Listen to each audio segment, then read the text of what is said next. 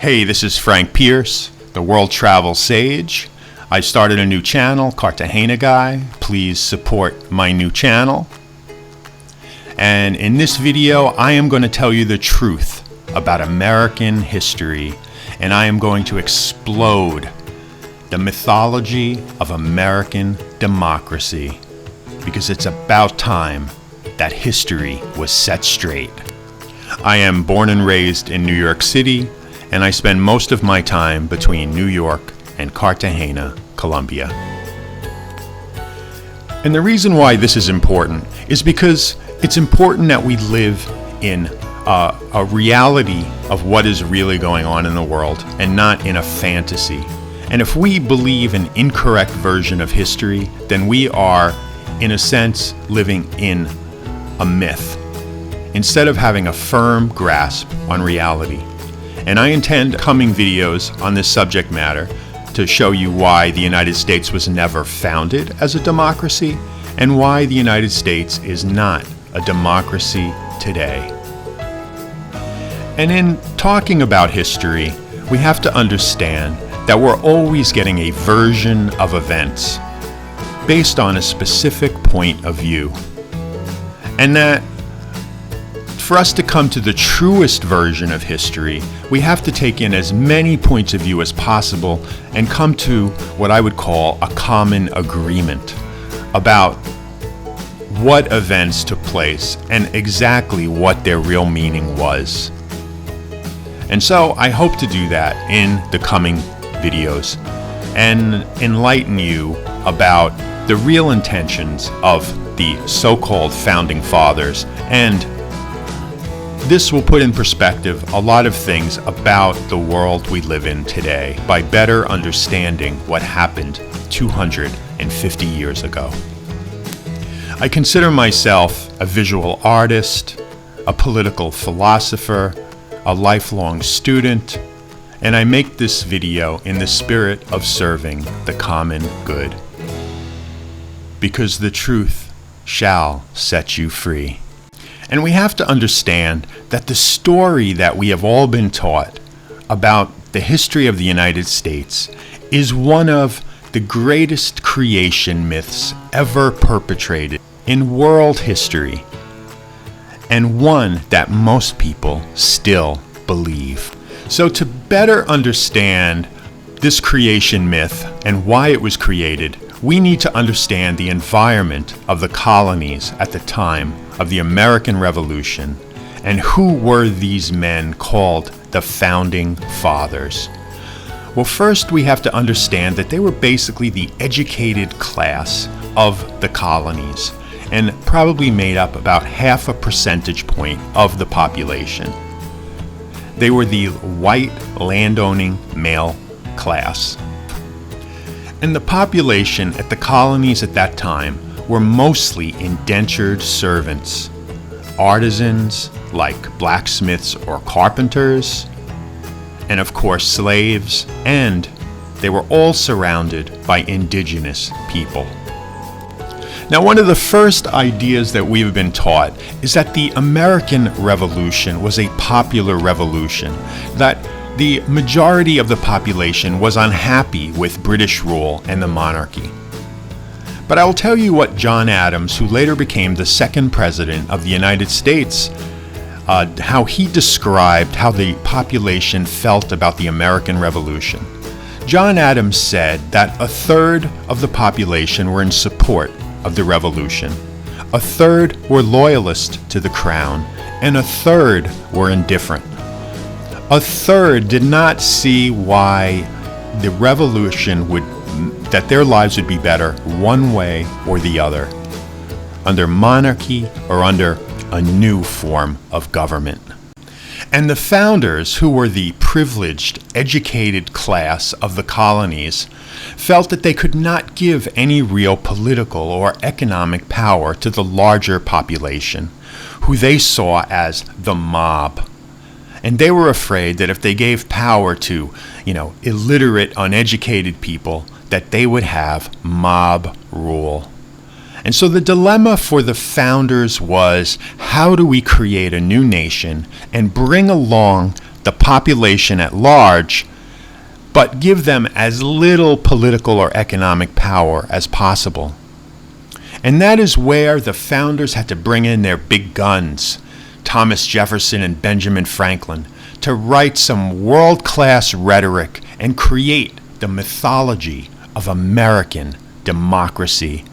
Because if nothing else, they had to give the mob hope and dreams of a better life.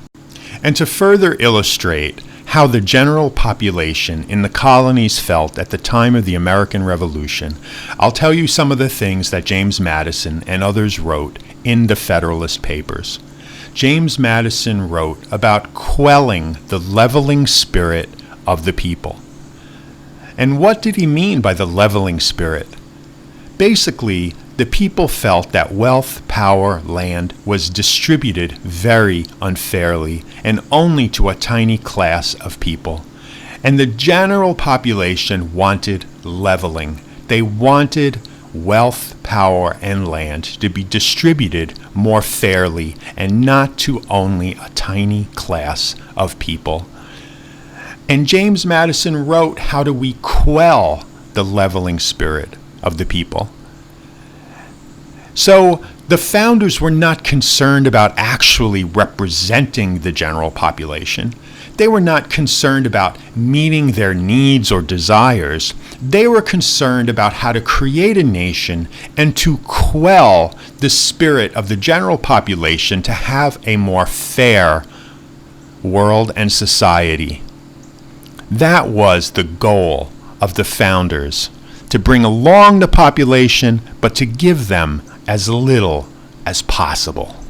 And the next most important thing you need to understand is the concept of democracy. Now, democracy is a Greek word that comes from two Greek words. Demos means the people, and kratin means to rule. And this word democracy was created in ancient Greece.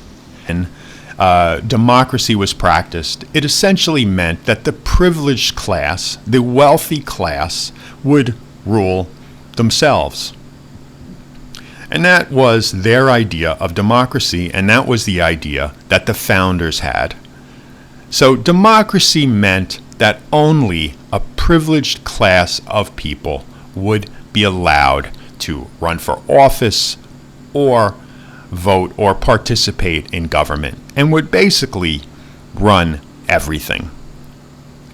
That was the idea of democracy in ancient Greece, and it was the idea of democracy by this privileged class called the Founding Fathers.